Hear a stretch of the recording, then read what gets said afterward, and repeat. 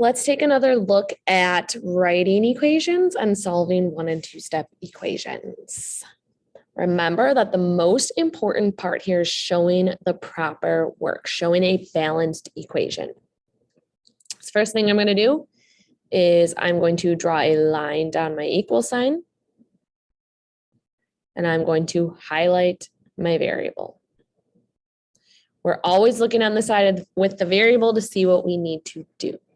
We are using inverse operation. So if there's multiplication, you can divide to solve. If there's division, you can multiply to solve. If there's subtraction, you can add, or if there's negative, you can use positive, and so on and so forth.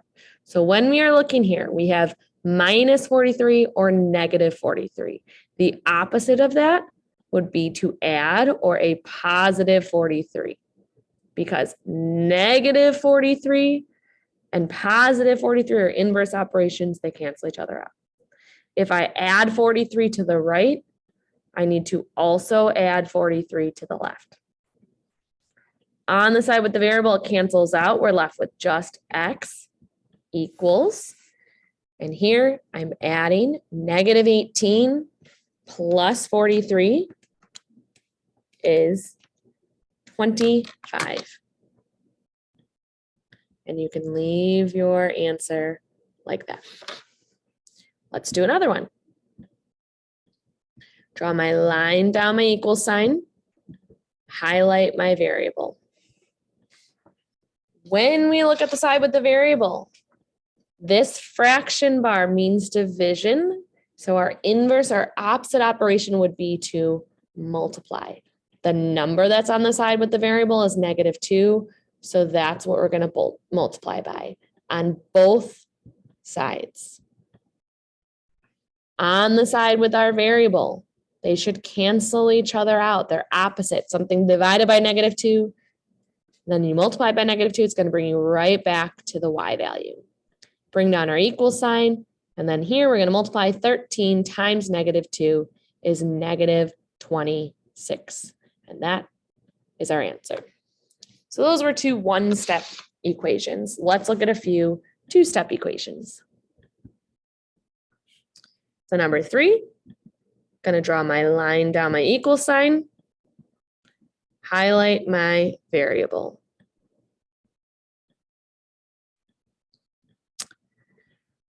On the side with the variable, when we've got 2 steps in the equation, we first want to get rid of our constant. So the first thing I want to get rid of is this -95. Well, I can get rid of a -95 with a positive 95, or by adding 95. If I do that to the right, I have to add 95 to the left. On the side with our variable, it should cancel out. On that side, be careful, we are left with a -4x. On the left side, we are adding -15 plus 95 is equal to +80. And then last step, our variable right here is being multiplied by -4. So the opposite is to divide by -4. -4 divided by -4 cancels out to just 1x, or x. 80 divided by -4 is -20.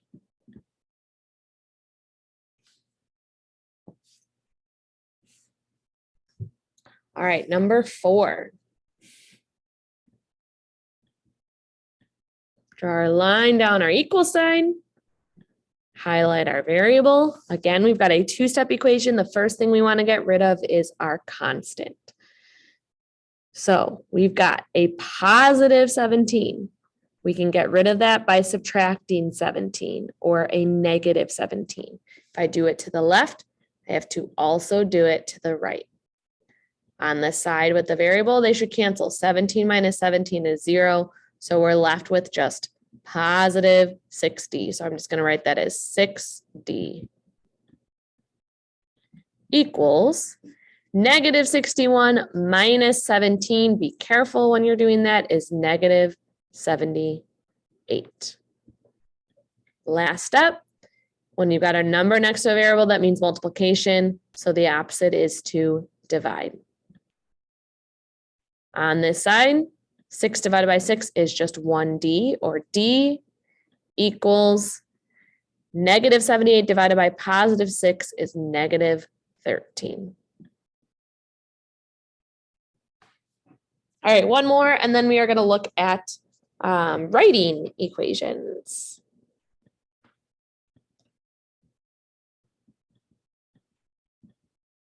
So on our equation, I'm going to draw my line through the equal sign. I'm going to highlight my variable. First thing we want to get rid of is the constant. So on this side with the variable, we want to get rid of this positive 31. We can get rid of a positive 31 by subtracting 31 or by having a negative 31 on both sides. On the side with the variable, the 31 minus 31 should cancel. Be careful, we are left with a negative n over 5 equals, over here, 26 minus 31 is negative 5. Looking on the side with the variable, it is being divided, so the opposite is to multiply, but make sure we note it's being divided by 5, but we also need to get rid of this negative. So we're not just going to multiply by 5, we're going to multiply by negative 5 on both sides. On the side with the variable, they should cancel each other out. We are left with just n, because a negative times a negative is a positive n, and then negative 5 times negative 5 is positive 25. All right, last thing we're going to look at is writing equations. Normally we have you solve them. For this reteach, we're just going to have you practice the writing because we just did a lot of practice of solving. So number 6, an electrician charges $40 to come to your house. She also charges $55 for each hour that she works. If you were charged a total of $190, how many hours did the electrician work? So first thing I'm doing is I'm circling all the numbers in the problem here. Then I'm going to highlight some keywords here. One of the keywords that I see is each, which tells me multiplication, okay? And total is going to tell us our total. Last thing, I'm going to underline my unknown, which usually is in my question. So it says, how many hours did the electrician work? So that tells me my unknown. I'm going to use H equals the number of hours. So now when I write this into an equation, I'm first just going to write my equation what it's equal to. The total amount that we have is 190. So I'm just setting my equation equal to 190. Then I'm looking at these two charges. Our unknown, our variable is the hours. Is it $40 per hour or is it $55 per hour? It is $55 for each hour. So that is $55 times however many hours. And then they're just charging a $40 no matter what. So we're adding in this $40 charge no matter what. And that's your equation setup. Let's look at number 7. Mariana bought a magazine for $5 and 4 erasers. If she spent a total of $25, how much did each eraser cost? So I'm circling my numbers, highlighting some key words in here. Each eraser, a magazine, total. Okay. And then our unknown is in the question. How much did each eraser cost? So I'm going to say cost. I'm going to say E equals cost of each eraser. All right, setting up my equation, my total amount that's spent, we said is 25. So I'm going to set it equal to 25. And E was talking about the erasers. We have 4 erasers. So it's going to be 4 times the cost of each eraser. Plus, we just bought 1 magazine, which was $5. So plus an additional $5 spent. All right, 2 more. Number 8, at the start of the month, a customer spends $3 for a reusable coffee cup. She pays $2 each time she has the cup filled with coffee. At the end of the month, she paid $53. How many cups did she get filled? Let's circle our numbers. Some key words in here. We've got each time. Maybe not keywords, but I know the amount that's paid is going to be our total. And then our unknown is the question, how many cups did she get filled? So I'm going to use C for cups. C equals number of cups filled.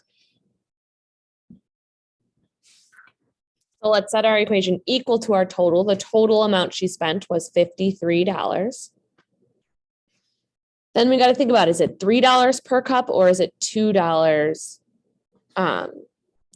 Is it $3 per cup or $2 per cup? It's $2 each time she has the cup filled. So it's going to be 2 times the number of cups.